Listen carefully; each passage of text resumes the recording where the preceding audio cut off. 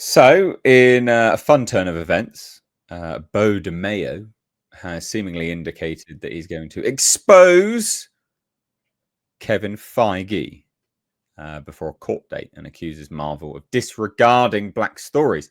You wrote this one, didn't you? I did. Do you want to give us a lowdown on all of this?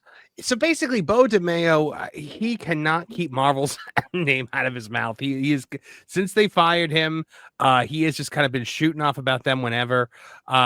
He was talking about how, they disregard Black stories. It all started because someone was talking about Wonder Man and was asking whether or not Marvel was going to make it satire. And he was like, well, I wouldn't be surprised with how they disregard Black stories. And, white executives are telling me things like, you can pitch this only because you're Black. And somebody was like, well, is that Kevin Feige you're talking about? And his response was something to the effect of, I can't say right now, but I will closer to the court date. So basically, yes, it's Kevin Feige. And as we get closer to his court date, he's going to spill the tea all over the Marvel boss. The king. How amazing would it be if the king of virtue signaling himself, Kevin Feige, ended up being just like this closet racist? Yellow Flash actually interacted with Beau about this and said, "Woke whites are the most racist people of all," and Beau actually agreed with him. Yeah, of course they are. Absolutely, they are, because they see race.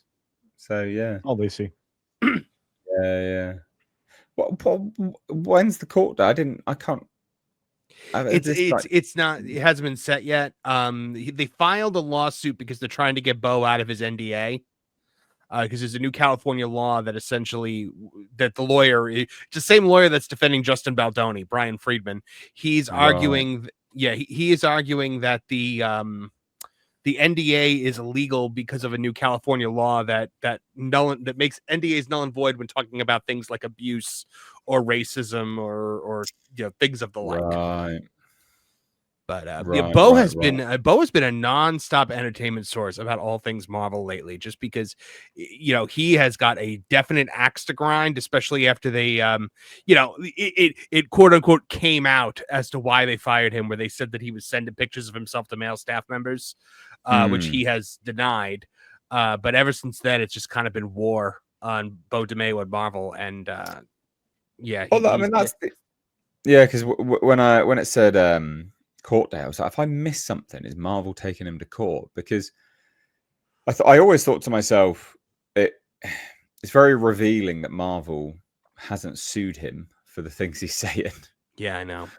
Like very, very, like that's an odd one, because Marvel and Disney, or Disney specifically, very litigious, very, very, very litigious. So the fact that they haven't, gone and sued him, I'm like, that's. I can't imagine the things that he's saying don't violate the NDA that he's trying to get thrown out, because he talks all the time about like, oh, well, they wanted to recast Storm and we had to recast Storm, and then they realized that the original Storm was better, so that we had to redo everything. Like, he talks about insider stuff with like how these movies are created in ways that no other writer director ever does. So I've been very, very curious as to how this NDA is worded, and I don't know, maybe he's got some kind of immunity because it's currently the subject of a lawsuit. I could not imagine that that's the case, but I don't know. We'll see. Yeah. Well, I mean, lefties are incredibly racist, massively so. So would it surprise me if Kevin Feige was? No, not really. No, I whenever I cover Beau DeMayo, I always try to make sure people realize, like, he's not like based or anything like that. Like, Beau DeMayo is just woke. I think people sometimes, because he's attacking Disney and Marvel, people want to raise him up, and I'm like, oh no, don't do this. Like, he went at them about the Norman Osborn race swap a couple weeks ago, and everybody was like, yeah, he's against race swap. I'm like, no, he's against race swapping villains. He's not against race swapping. He's all for race swapping heroes. Yeah, exactly. Yeah, he's not someone to put on a pedestal as anything that is like. Well, I mean, you don't have to go all that far back to take a look at when he was talking about leaving Witcher and how disrespectful the material was and the people that were trying to build on it. He wanted to keep it close, very close to what was originally put out there. and yet Netflix's chosen director and garbage team out there really destroyed Witcher from the foundation. So Hmm. he seems like he hops from one side of the fence to the other fairly regularly when it comes to stuff like that. That's the thing about Beau. He is a woke whack job. There's no doubt about it. But he also is a woke whack job who's talented, and those do exist. And he does have talent, and he can write, and he does have a respect and a love for the source material.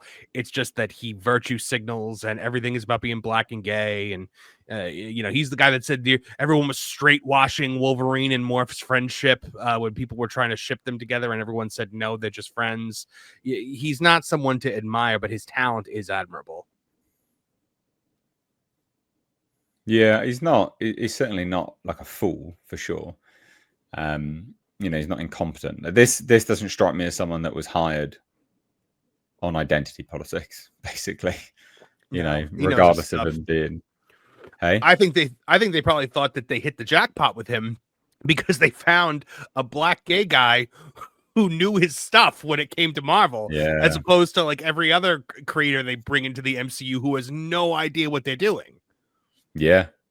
Someone that does actually know what they're talking about.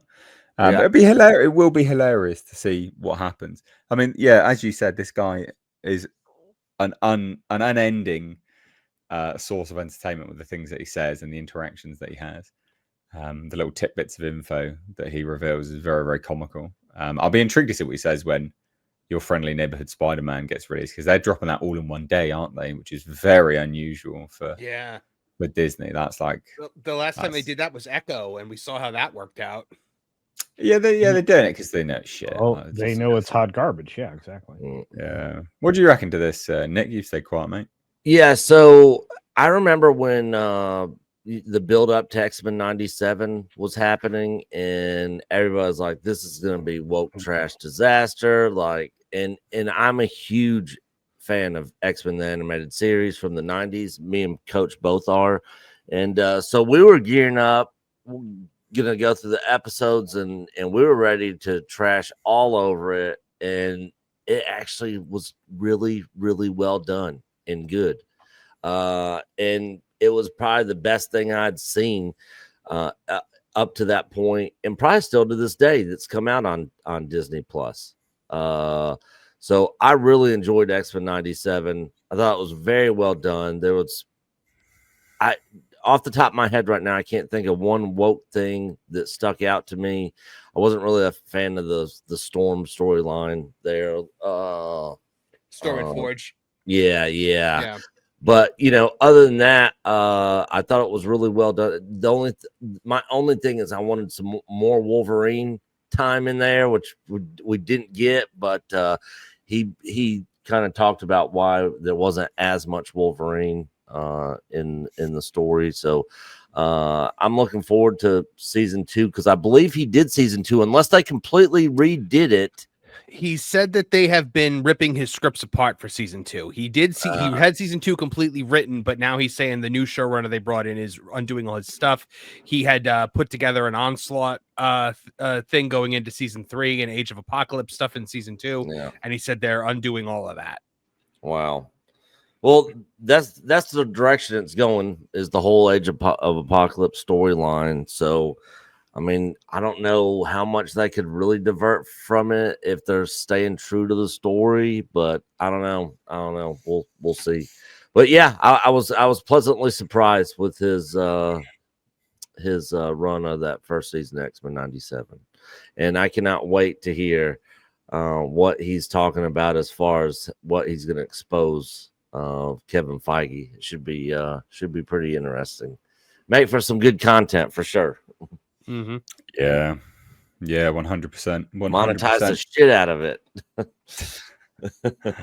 That's what I say about Star Wars. I'm like, why should they benefit from Star Wars' downfall? I'm going to benefit from it. God damn it. Yeah. Make some content out of it. I mean, this is not a surprise. Like, if Kevin Feige gets exposed, it's not going to be a surprise. I don't think anyone's going to, but some people, morons, will be. I don't think most people would just be like, oh my God, I'm so shocked. Most people will be like, yeah, it makes sense. I could see that. Yeah. So there you go. There you go. We'll wait and see. I'm sure we will cover it when and if all of this drops. Will be fascinating. So there you go, ladies and gents. Beau DeMayo and a Kevin Feige drama. Is he going to get exposed? Maybe. But we'll move on now. We will move on.